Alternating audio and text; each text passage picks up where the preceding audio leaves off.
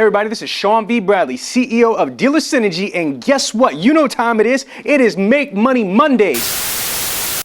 Hi, it's Mark Rodriguez with your Make Money Monday tip. Here's the deal, guys. What is your goal on an inbound call? I know a lot of you will tell me it's to book the appointment, right? To book the appointment. There are a number of you who will say, well, my goal on an inbound call is to leave the customer with an impression that once they get off the phone, they would welcome my phone call. So what I'm going to talk to you about, this tip, what I'm going to talk to you about here is not so much building rapport over the phone, because that's important, that's critical. That's a critical component, building rapport.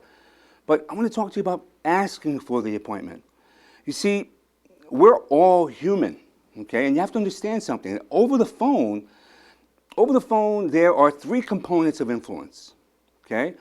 I should say face-to-face is the same components, right? What we say, our words, really only make up about 7% of our ability to influence a customer. How we say it, our voice inflection, our voice tone, how loud we are, how low we are, right, makes up about 38% of our ability to influence a customer. And then there's our body language. Our body language is really what we think about. What do we focus on? Because what we focus on is what we manifest, meaning if I feel like crap, if I'm depressed, where are my shoulders going to be? They're going to be down, right? My breathing isn't going to be, I'm not going to have a very deep breathing. In fact, it's going to be very shallow. And the reality is, over the phone, we have a very small window of opportunity to make a good impression. And we've got to be in tune to the fact that all we really have are those three components. Now, yes, our words make up 20% of our ability to influence over the phone, 20%. So I don't care what word track you're using, what script you're using, whatever it is, the words in and of themselves only are able to affect that customer, to influence them 20%. And your voice tonality, your voice inflection, your pacing over the phone, the way you breathe, how you deliver your words over the phone, well, that makes up about 60% of your ability to influence a customer, 60%. And then you're left with 20% of body language. Well, Mark, you're probably saying, well, body language over the phone? Absolutely. How many of you believe a smile can be heard over the phone? Exactly. A smile can be heard over the phone. So you should be smiling and dialing every single day. But let me circle the wagon here, bring you back to the appointment, okay?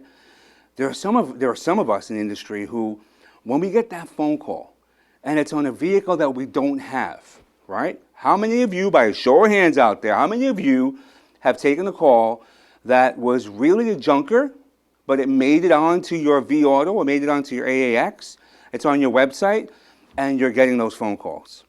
Understand something. Every phone call falls into one of three categories, in my opinion. One, it's one that everything goes right.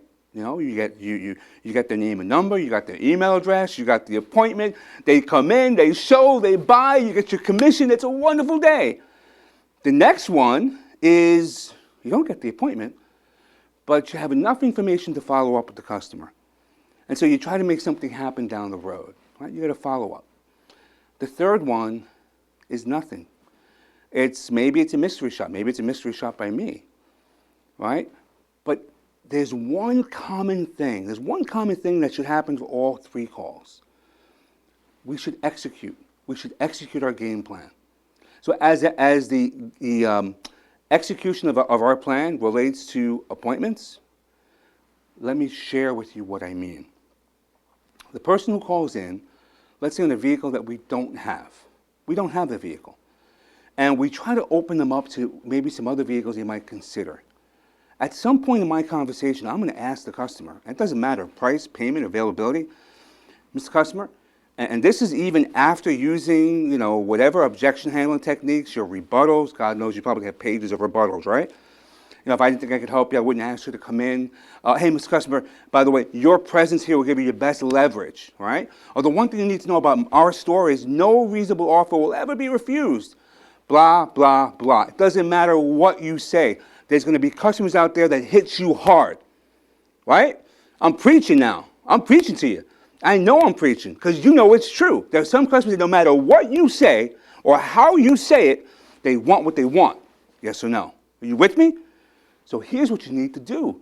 You've got to have a plan B. And what's your exit strategy, right? You don't want to leave that phone call empty-handed.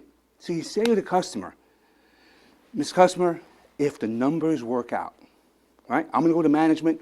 I know price is a very sensitive issue for you and your family. And when I call you back, if we not only have the vehicle, but the numbers make sense, are you planning to stop in maybe later on today or tomorrow? Can you stop in later on this afternoon? Right? Well, yeah, I could stop in this afternoon. Like what time? Or closer to 5 or closer to 7? Right? If they say, I don't know. How many of you heard, I don't know? Come on. Come on. How many? Raise your hands now. How many of you have heard over the phone, when you go to book the appointment, I don't know? Yeah, I've heard it countless times. Let me share with you a tip for I don't know. Because I can live with anything. Tell me yes, tell me no, but don't ever tell me I can't live with I don't know. Okay, so here's how you respond to I don't know. If you've given the customer a choice of times, close to 5, close to 7, close to 1, close to 3, close to 9, close to 11, and they say I don't know, pick that time in between. Some of you are using East and West, right? And I'm not going to stand here and tell you it's wrong. I'm not. Right? Different strokes for different folks. If it works for you, don't fix what's not broken. Use it. But when I say to a customer, when a customer says to me, I don't know, I pick a time in between. So I'll say, well, I'll tell you what, let me pencil you in lightly for 2 o'clock. If that doesn't work, we could always reschedule. Now, I use the words, let me pencil you in lightly, because it almost sounds like it's not an appointment. But the purpose behind it is it gives me a reason to call the customer. Right? If I ask that question, if I say, well, let me pencil you in lightly, right? And the customer says, okay, that opens up the door for me to call them up to make a confirmation if they don't show.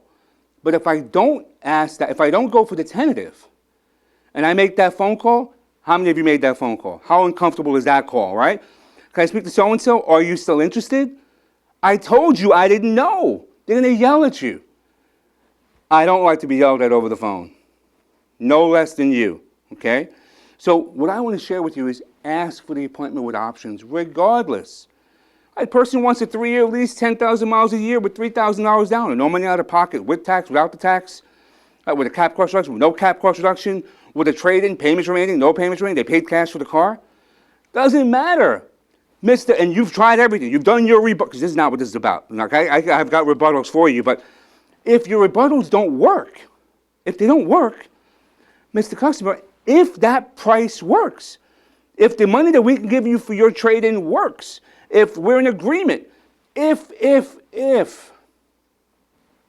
a chance you could stop in later on today or tomorrow? We'd like to meet with you. If those numbers work, is there a chance you could stop in later on this week, the weekend? Go get something. You've got to walk away from the phone call with something. Because when you go to management, and it's happened, I know it's happened to you. You go to management and you say, hey, boss, I just took a phone up, and the guy, he just wants a price. He just wants a price. You know that look on the manager's face. You know that look, and you hate that look. You hate it, right? Because they're looking at you because now they feel they've got to do your job.